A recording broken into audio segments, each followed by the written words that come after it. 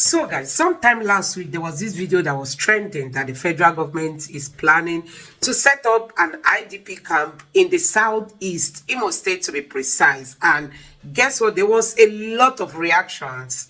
Somebody actually made a video as regards to that, calling on, the southeasterners, especially the Imolites, that how dare the federal government do such a thing when they don't pay attention to development in the southeast, but they only plan to bring down, IDP camp in the southeast. And guess what? The IDP camp, I mean, the people who are to be relocated to the southeast will be coming from the north, I believe, maybe upper north to be precise, But I saw this video today that said that the Arewas, they've reacted to that, and they said they will declare war should the southeast refuse to accept the IDP camp. So I just try to consider what is happening in Nigeria, because the southeast is one of the smallest, region in the country, and we have the north with such vast landmass that is not being cultivated. Neither are they building, projects on those lands. I mean, there are so many things. Agricultural opportunities are not being used, and so that, and all that.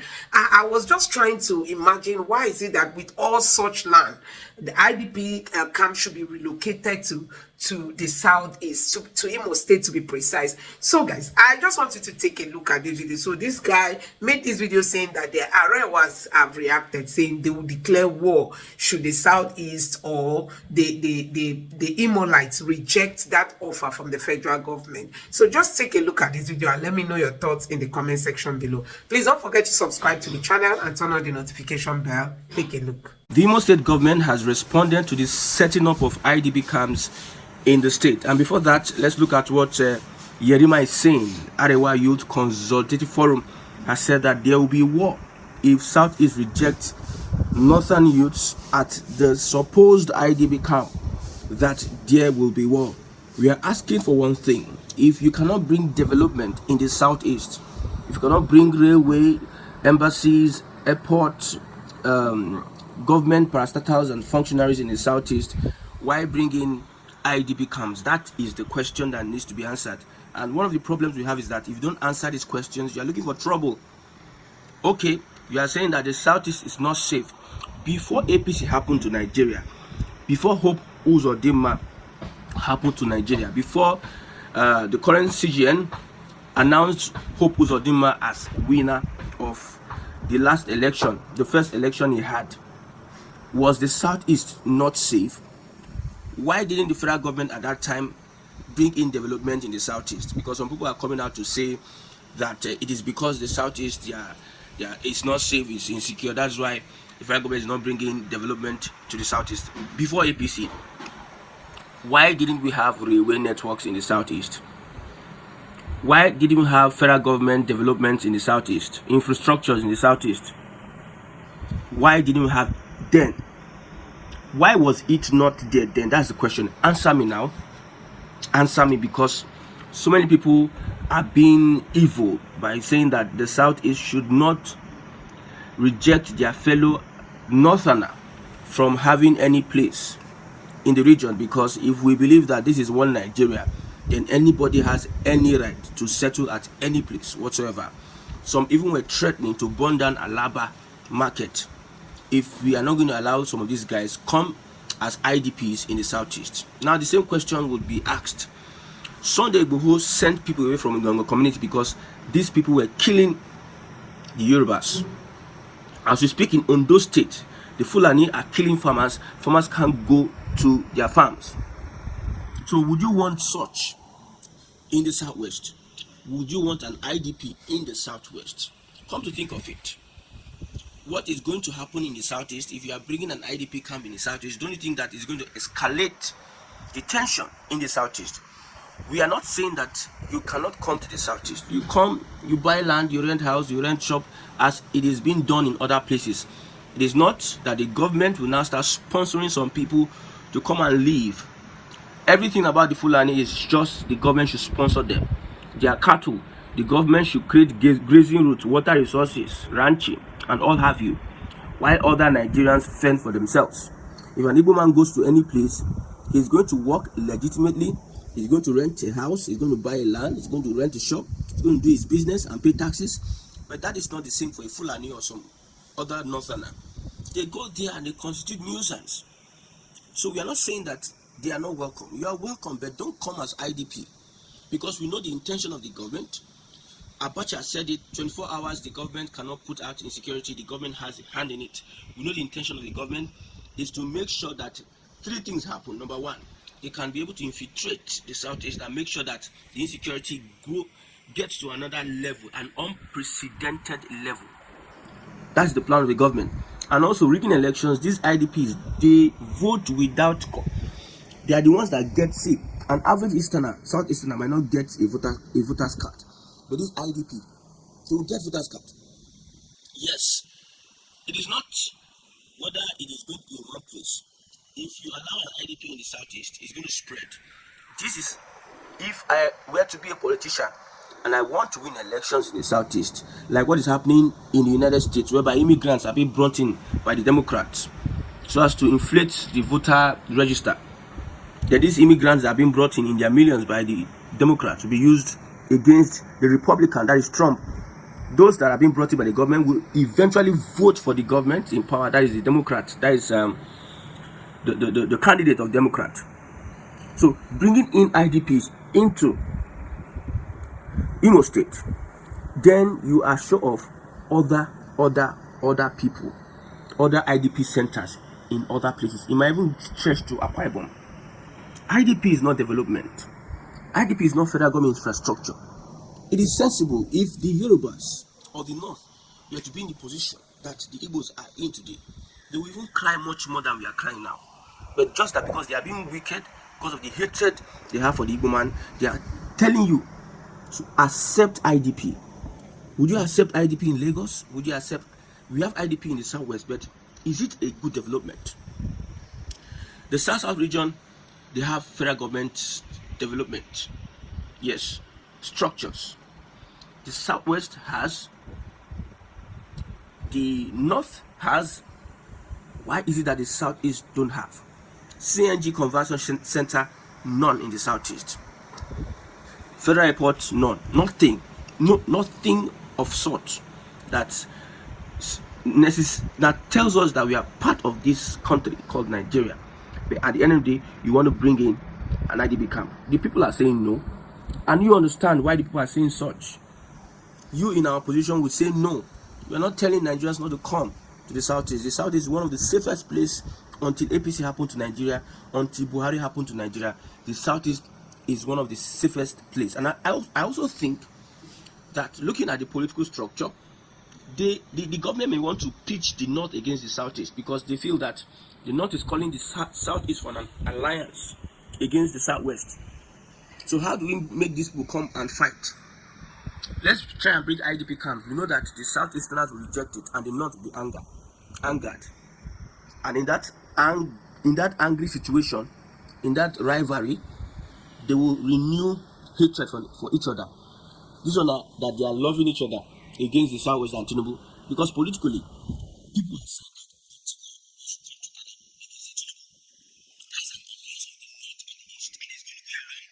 if this ticket moves on, if it's possible for an Atiku and Obi to come together, and the leaderhood of the government, the Southwest, the Yoruba, the Southwest will be marginalized. I've predicted this a long time that after Tinubu's 8 years, what the Igbos are suffering, the Southwest will suffer.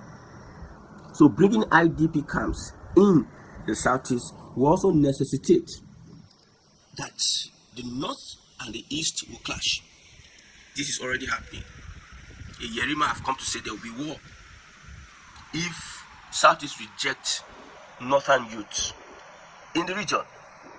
We are rejecting IDPO. We are not rejecting Northern youths. We are rejecting that development. That development will bring insecurity. Our military structure, our military whoever officers, their judgment of recent, they bombed a village and they killed more than 30 persons. These are the people that make decisions for Nigerians. They made a decision to bring in repentant Boko Haram into the Nigerian army. These are the people that are making decisions for us. They're not making good decisions for the Southeast. Whoever thought of that, whoever even had to inscribe that in his or her medulla oblongata or cerebellum, should not come close to the Southeast. We don't want IDP camps. Whether the Imo state government is debunking the fact that there was a plan to bring IDPs into the state. We know the government can lie. The government cannot be trusted. Especially the government of Hope Uzodinma has no backing of the people, no goodwill from the people, no trust.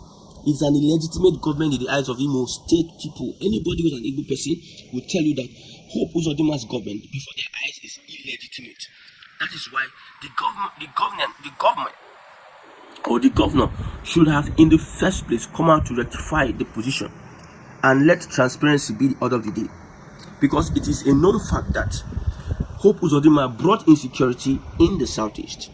And when such things fly like this, whether it is propaganda or conspiracy theory or whether it's true or not, when such things are flying like this, people tend to believe because of the antecedent of the governor of that state.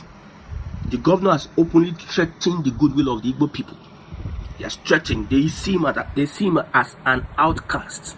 They see him as an Osu, someone that is not qualified to become an Igbo person, that should be banished from Igbo land. That is what the people that he is serving, that's how they see him, as not part of them. So anything that comes from him, they are rejecting it with full force. That's one thing about governance these guys don't know. You need to win the goodwill of the people. Whether you're a president, whether you're a governor, whoever you are, a leader in any society, an oba, a chief, or whatever, in any society, you need to win the goodwill of the people. Let the people see you as somebody that is working on their behalf. You don't need to fake it. You need to be sincere to the people. But leaders of our generation, they don't care about that. They are not concerned whether you trust them or not. They all want to foster their agenda, lie, manipulations, and deceit. That is the order of the day. So if somebody comes out, if the Imo State government comes out to say that it is a lie, let it stay at it being a lie. That nobody is coming, it's just a recreational center, a skill acquisition center for Imo people. Let it become a lie. Because things like this will not just fly out without an iota of truth. It won't just come out without some particles of truth in what these guys are saying. Before we knew, they have started burning the place. I am against you burning that place. Make your findings. Speak to the government, engage the government, protest against it. That is the way to go. But having to burn that place is unbecoming of our youths in the Southeast. We should not think of such actions. It's not wise of us. I heard it's an open university. It's a building. It's a structure that will be built by taxpayers' money. If we have Biafra, we still need to use funds to even still build such structures. Irrespective of the fact that the federal government has abandoned the Southeast, we need to look at how we can be building the Southeast until the day of redemption comes. Don't mind anybody that is gaslighting you. They know how to gaslight. They have been living life of gaslighting. They have been feeding on fake news and distortion of stories, misinformation. They have been living in misinformation all their life. So what you expect from some of our brothers at the other part, telling us that we are not accommodating something that they will not take. You are now being hypocritical to the extent saying that Igbo land, they don't accept people. We accept people. Look at what happened in Kaduna. Yoruba community was being attacked in Kaduna, and nobody's saying anything about that. The Hausas, the Northerners are attacking Yoruba community in Kaduna because they killed a young person, and you know how these Northerners behave. So if the Igbos come and say Yorubas are this and that, are this, Yorubas are not welcoming, they are troublemakers. How do you look at it?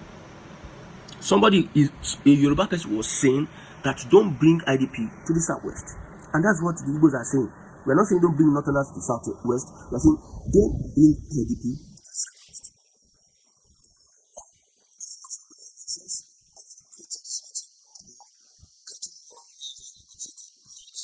And it's because the West is threatened.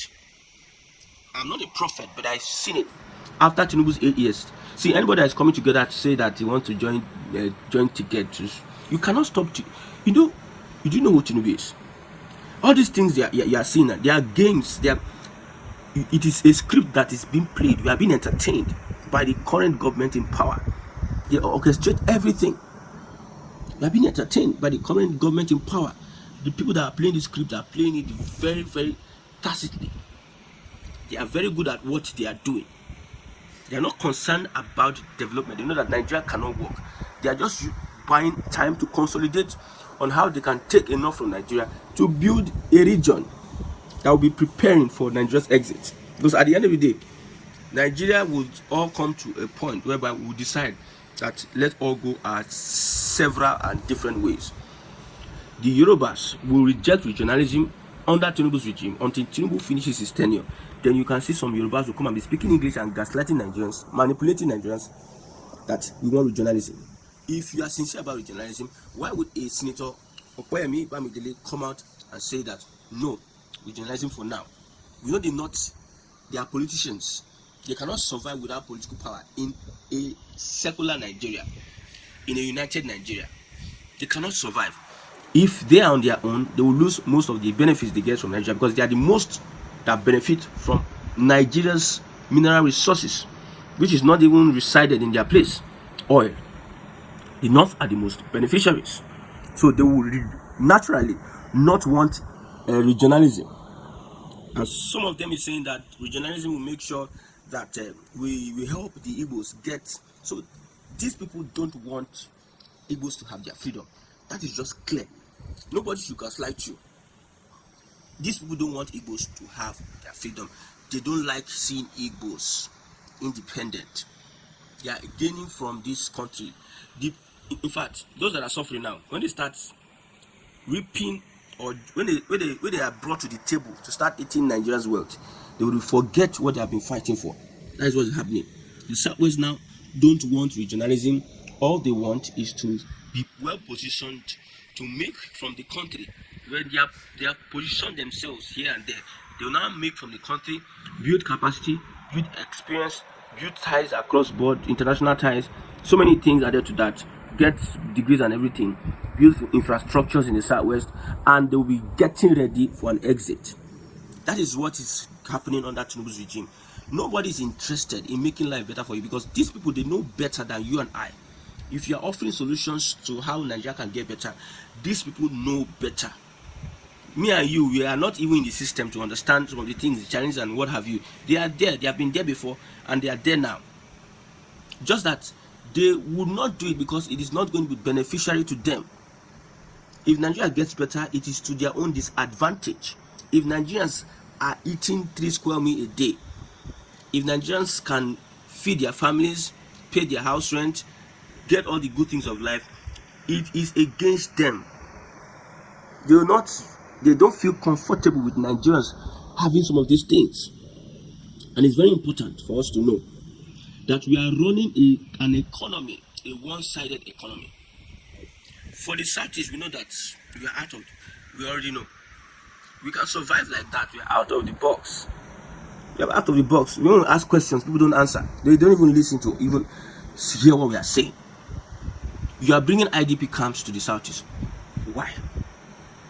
What is the reason? Are we displaced? Or do you think that an Igbo man is like every other person, that if he's displaced, he's looking for the government to come and help him fix 1 or 2 things? The Igbo man finds a way to survive. The Igbo man does not look like an internally displaced person.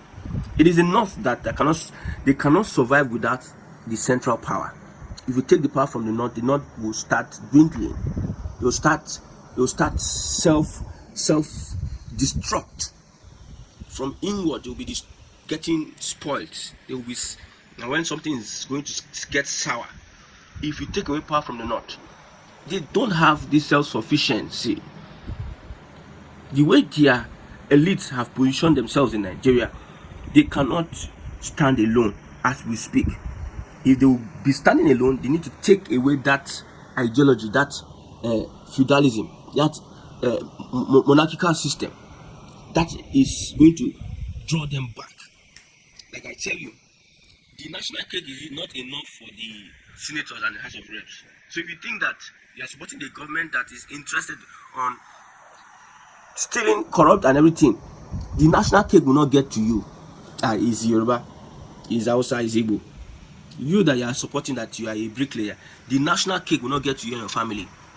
Now, 40 ways and means that was borrowed by Buhari or was printed by Buhari. Nigerians and the families and children unborn are going to be paying for the debt. That ways and means Nigerians and their children unborn. The money that Buhari borrowed, 22 trillion naira, that the government of Tinubu said that they have cleared. So it is going to be a 40-year. You are going to they spread it for 40 years. We are going to be paying back that money with an interest to the central bank. So Nigerians and their families are the ones that are going to be paying for that money. So this is the government will subscribe for. So for those that are willing to understand what is happening in the Southeast is a safe place. The insecurity is caused by the government. The government doesn't want the Southeast to put its heads together so that they can continue their agenda. There's enough gas, and gas is the tomorrow of our generation. Gas is the future. CNG, no CNG in the whole of Southeast. Nothing. No functional airports in the whole of Southeast. We are watching. Government intervention in the Southeast is minimal. We are watching. But one day, something will happen and it will trigger a revolution. And that revolution will spread like wildfire. And it cannot be stopped. It might not be in Tinubu's regime. It might be in Tinubu's regime. But it's going to happen as swift. Remember what I just said. It is going to happen as swift. No war between anybody.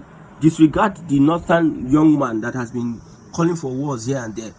Disregard him. He does not hold any water. The Hausas know better not to be pushed by the Fulani again. They have been deceived a lot of times and they have been killed by Fulani.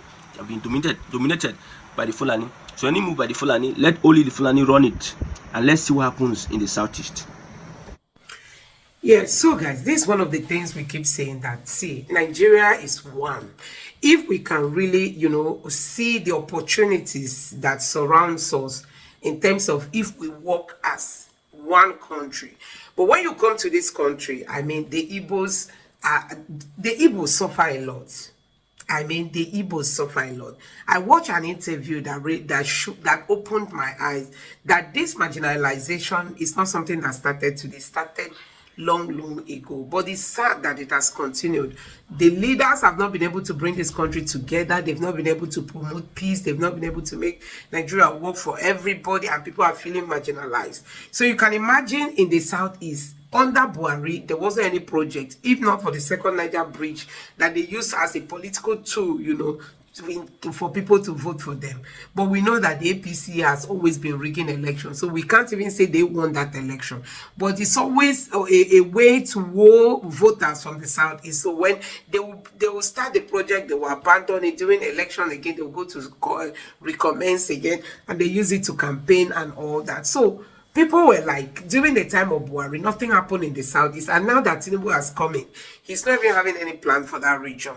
There is no plan. And all of a sudden, you just hear that, oh, they are going to set up an IDP camps. And possibly it's maybe people that you cannot really, I kind of certify who they are. And you just bring them to the Southeast. Honestly, these are some of the things we should just condemn in this country. I don't really think it worth it at this moment, looking at the way things are going, because this country is not united. The leaders are not willing to unite the nation. They are just there for their own selfish interests, because I don't think if there was anything too big, for Tinubu since he came into office, for him to have called the Northerners, called the Southerners, bring them to the table, and let's just keep discussing unity. By now, I believe that would have gone a lot. But since he came into power, the disunity has skyrocketed. People feel, as if, especially the Igbos, they feel as if they are not just part of this country. Because anywhere people see them go and they've developed, they are doing well, the next thing is pack and go. We don't want to. It's not your land. I don't know whether. Nigeria is Nigeria for everyone. And the Igbos are really going to places like Lagos and Abuja because the federal government has not done the needful in the Southeast. Like, ensuring that we have a very close seaport, ensuring we have some good international airports, functional airports. Look at the one that was built in Anambra State. Almost it is going down now because nobody is paying attention to it. The state government cannot manage it, neither is the federal government helping out. And then you go, the only one in Enugu, that one is just managing to survive. They've not really given us a modern day, international airport that will aid people coming from different parts of the world, knowing that the Igbos, many of them are outside the country. We need these international airports that are really functional in different states in the southeast, so that people will go out, they will come in, and then they will send goods. People will do businesses and all that.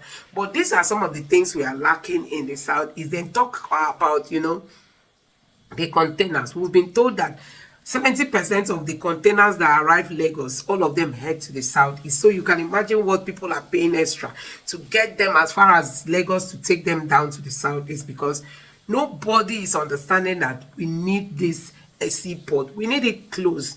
At least, what's it called? River State is a bit close. Even Akwa Ibom or Calabar, all those places, they are very close. If we have anyone close, it will also help to reduce the suffering of the people who will take the risk of living on Onitsha or Nnewi. They will be going to Lagos to go and clear their container. And then while the container is coming, some of them will fall on the road because of bad road.